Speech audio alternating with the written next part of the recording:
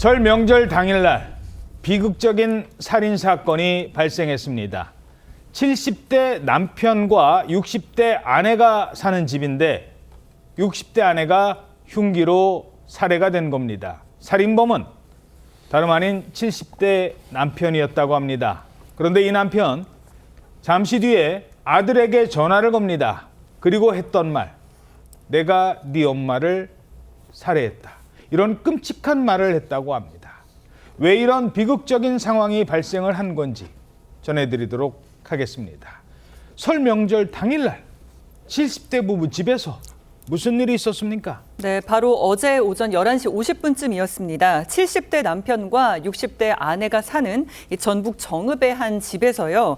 70대 남편이 60대 아내에게 흉기를 휘둘러 살해한 혐의로 긴급 체포됐습니다. 경찰에 확인해 보니까 부부 사이에 말다툼이 벌어졌고 그러던 중에 남편이 아내를 공격한 것으로 조사가 됐는데 범행 도구인 흉기는요. 집안에서 사용하던 주방용 도구로 추정이 되고 있습니다. 자, 설 당일날 부부싸움을 하다가 그런데 이 남편 아내를 살해한 뒤에 아들에게 전화를 했다고요? 그렇습니다. 이 70대 남편 범행을 저지른 직후에 아들에게 연락을 해서 네 엄마를 살해했다. 이렇게 이제 범행을 실토를 했다라고 합니다.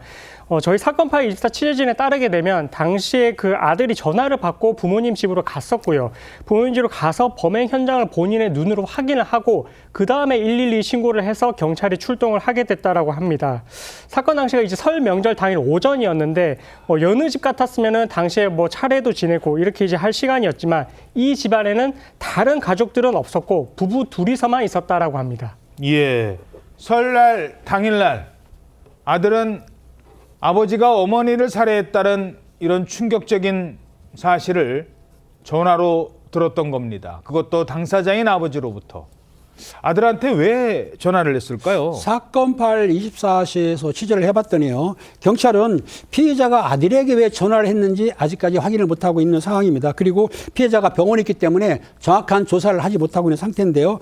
70대 남편 같은 경우에는 아내를 살해한 후에 자해를 시도했기 때문에 병원에 지금 옮겨져 가지고 치료를 받고 있는 것으로 알려지고 있는데요. 특히 남편은 그 당시에 술에 취했기 때문에 조사하는 데 시간이 늦어지기는 원인이기도 합니다. 사건 당일엔 수술이 불가능하니까 CT라든가 MRI 등 검사를 했고 오늘 수술을 마친 상황이라고 합니다. 예, 설 당일날 오전 11시쯤이었는데 남편은 범행 당시 술에 취한 상태였다고 합니다.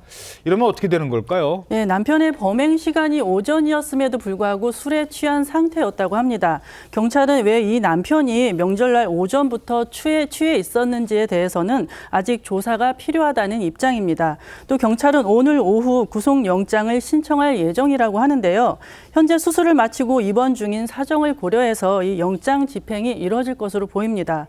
또 형법은 심신미약 상태의 범행에 대해서 이 감형을 규정하고 있지만 이 음주 상태의 범행은 감형이 거의 이루어지지 않고 있습니다. 아하. 또 나아가 자수 감경은 수사기관에 자수한 경우에 한정해서 이 감형을 규정하고 있는데요. 아들에게 전화해서 범행 사실을 알린 것만으로는 이 자수 감경을 받을 수 없을 것으로 보입니다.